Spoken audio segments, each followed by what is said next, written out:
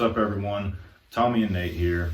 So one of the questions that we get asked all the time is, what was your rock bottom? Where were you at before you decided to get sober? And we also hear from family members a lot. They say that their family member or their child or whoever it may be, they think that they need to hit rock bottom before that person is going to be willing to get help. So we're just going to talk a little bit about what is rock bottom. So, when most people hear the term rock bottom, they probably have a picture in their head already.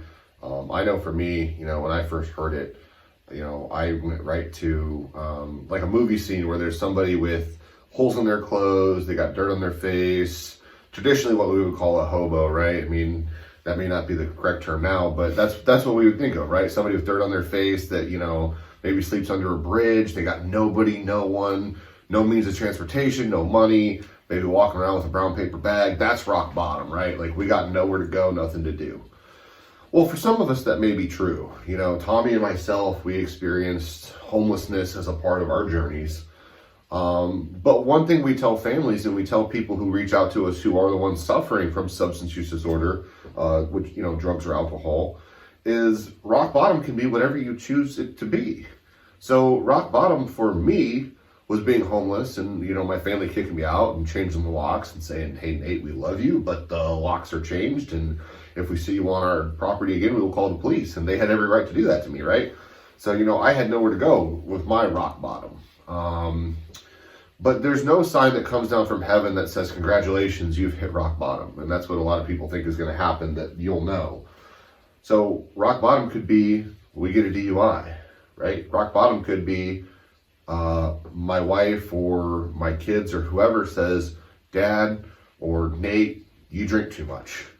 And it's affecting our relationship, right? Like we've talked about before, that addiction, alcoholism, substance use disorder, whatever you identify with, isn't measured in the amount of drugs you do, the amount of alcohol you drink. It's measured in broken relationships.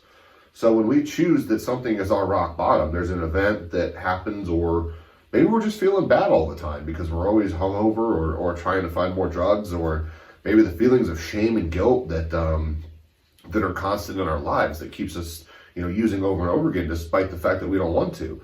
That's rock bottom, And there doesn't have to be any special event. You don't have to completely burn your life to the ground to say, "Hey, I'm hurting, I want help."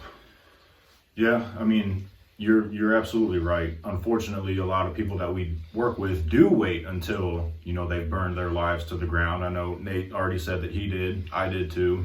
From the time I was probably 21 until I got sober at 25, I was homeless the majority of that time, starving, had no money, doing anything that I had to in order to keep getting high. And that's just, that's one of the messages that we try to convey to everyone that we talk to who hasn't gotten to that point yet, is that you don't have to wait until you get to that point. No. And if you're in a spot where you're telling yourself that you're going to wait until you get to that point, I think you're already at a point where now would probably be a good time to reach out and ask for help. There's no need to wait until you get arrested or you lose your job or you lose your family or you lose all your savings or anything like that. Or all your hair. All your hair. Yeah. It's part of my rock bottom, apparently. Yeah, apparently. But yes, you don't have to wait until you get to that point. So, as always, if you're struggling, if you know someone who's struggling, whether you've gotten to that point yet or not, just, reach out and ask for help before you do get to that point. A lot of people, before they get to that point, they aren't breathing anymore. So you definitely don't want to wait until then. Yep, take action today. Get help, guys. We're here for you. Reach out. Yep.